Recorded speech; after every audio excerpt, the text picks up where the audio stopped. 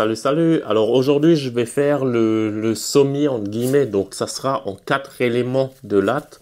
Parce que comme je t'avais une fois expliqué, le sommier en acier que j'avais fait il y a 2 ans, une fois que la soute elle est remplie avec le compartiment de gaz, le local électrique, la cuve d'eau et en haut les meubles, ben, on n'arrive plus à le pencher assez pour le mettre dedans. Donc comme tu as vu, j'ai mis des barres Ikea. Et maintenant l'idée c'est tout simple, je vais faire 4 compartiments comme ça avec les lattes fixées comme ça, tu vois. Là les attaches. Et au moins ça me fera 4 sous-ensembles que je peux enlever. Donc je sors le matelas, j'enlève les sous-ensembles et ça c'est uniquement posé sur les lattes Ikea. Donc là tout simple, je vais respecter un entraxe et je vais visser mes attaches de lattes. Donc c'est des attaches comme ça.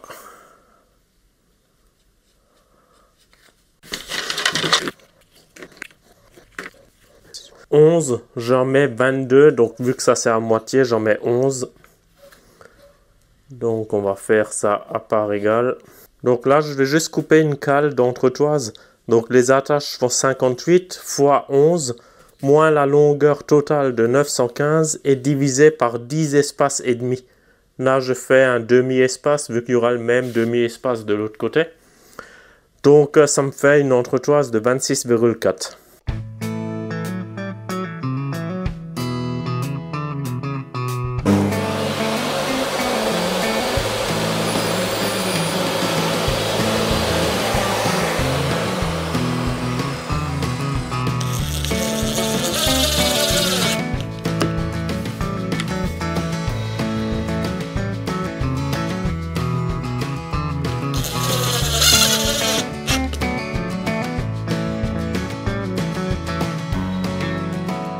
Donc là, je vais juste prévoir 2 petits tasseaux pour pas que ça s'écarte et que toutes les lattes tombent.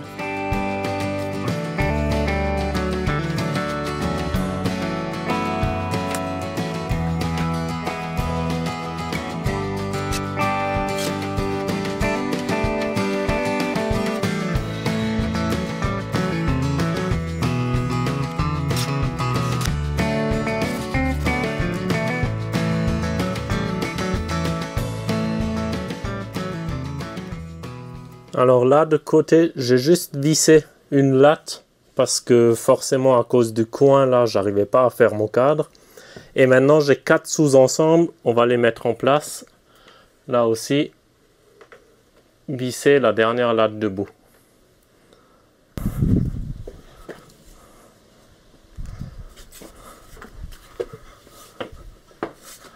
Le premier.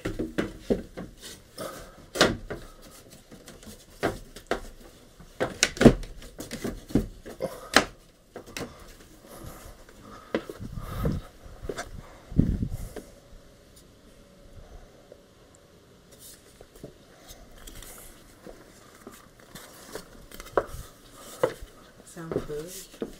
Aïe yo. Voilà. Et je vais même pas les visser. Peut-être juste un rilzan un jour, mais bon.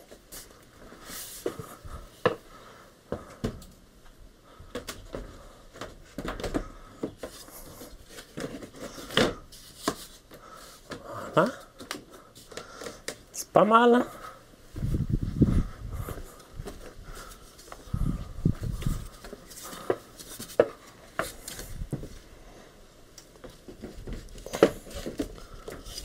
Voilà, parfait. 22 lattes par côté.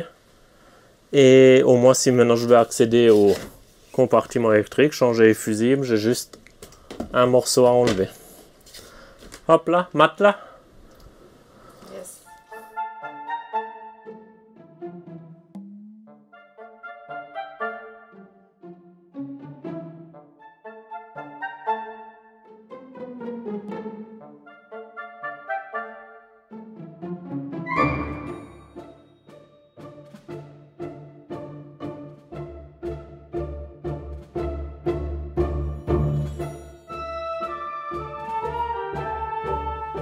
Alors en début de vidéo, tu as vu ici, j'avais mis un ventilateur de PC devant le Cerbo GX. Alors je t'explique pourquoi. Quand j'ai tourné cette vidéo du sommier, quand il y avait le ventilateur, c'était en août. il faisait très très chaud. Et le Serbo GX, à partir de 52 ou 53 degrés, température CPU, il désactive le Bluetooth. Donc à distance, j'avais plus accès aux sondes de température. J'avais encore accès à la consommation, à la production solaire et tout. Mais les sondes de température Ruby, vu qu'elles fonctionnent en Bluetooth, ben, j'avais plus accès. Donc pour remédier à ce problème, j'ai rajouté là derrière une petite clé USB Bluetooth. Donc maintenant je te montre à l'écran, j'ai deux Bluetooth. Le Bluetooth d'origine intégré dans le Serbo GX et le Bluetooth de ma clé USB. Donc maintenant théoriquement j'ai rien paramétré, j'ai juste branché la clé. Les deux Bluetooth s'affichent bien sur le moniteur du Serbo GX. Maintenant je verrai l'été prochain, théoriquement, quand il fait plus de 53 degrés en interne dans le Serbo GX, le Bluetooth intégré au Serbo va se déconnecter et c'est la clé Bluetooth qui va prendre le relais. Donc quoi qu'il arrive, j'aurai accès à mes sondes de température. Ce qui est pour nous super utile à cause des chats dans le fourgon. J'ai pas envie quand il fait très très chaud, genre quand lui il a 53 degrés, c'est forcément qu'il fasse chaud. Nous on est en train de randonner, on a les chats à l'intérieur, j'ai plus accès aux sondes de température. Pour nous c'est clairement embêtant parce que voilà, je veux pouvoir surveiller. Si ça dépasse 30 degrés dans l'habitacle, il faut qu'on revienne au fourgon pour un peu aérer tout ça parce que voilà, les chats, j'ai pas envie de faire un kebab avec. Donc il y a ça, il y a la clé Bluetooth et après ici j'ai rajouté un module GPS. Alors ça c'est génial, franchement je te mets la référence en description, j'ai trouvé un module GPS compatible. Je l'ai juste branché sur le Serbo, j'ai rien paramétré, il l'a détecté, tout fonctionne. Donc maintenant en ligne, à partir du téléphone ou à partir d'un ordinateur, j'ai accès à la position GPS du véhicule, donc ça peut être pas mal. Je peux mettre des alarmes s'il sort d'une zone. Donc ça peut être franchement pas mal dans certains cas. Et grâce à la puce GPS, puisque maintenant le Serbo GX il connaît la localisation, il me donne carrément les prévisions solaires dans la journée et pour les 7 prochains jours. Parce que sur internet tu peux trouver en fonction de ta région, il te donne une production solaire approximative en fonction de la région, de la période qu'on est, de la météo. Donc lui, le Serbo GX, il a accès à ces données. Si, admettons, dans la région où tu es, la production solaire, elle est de, admettons, 500 watts par mètre carré, et moi, j'ai que 200 watts, parce qu'il ne connaît pas le nombre de panneaux solaires que j'ai, il ne connaît pas l'inclinaison du panneau solaire, si elle est optimale ou pas. Dans mon cas, il est à plat, donc c'est clairement pas optimal.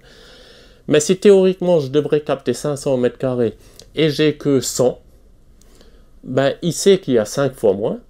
Le lendemain, il va refaire le ratio. Si le lendemain, il y a à nouveau 5 fois moins, etc., il me l'écrit pendant 20 ou 25 jours, il va analyser tout ça. Il connaîtra le ratio entre la théorie et ce que j'ai réellement. Donc, grâce à ça, il peut me donner des prévisions.